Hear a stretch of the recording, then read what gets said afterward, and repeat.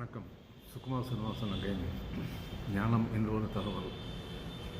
இந்த மனம் இருக்கின்றதே, அது நம்முடைய மனம். ஏனெனில் அந்த மனம் என்பது தானாக செயல்படுகின்றது. அதை என்னால் கட்டுப்படுத்தவே முடியவில்லை. நான் என்ன சொன்னாலும் கேட்க மாட்டேன்கின்றது.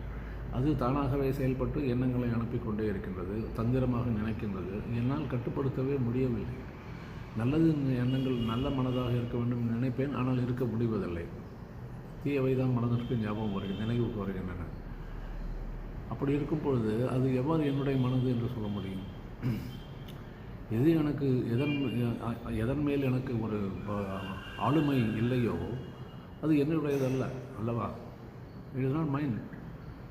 எனவே மனம் என்பது நமக்கு என்னுடைய மனது என்று சொல்வது தவறு. இதை நாம் புரிந்து கொள்ள வேண்டும். நன்றி, வணக்கம்.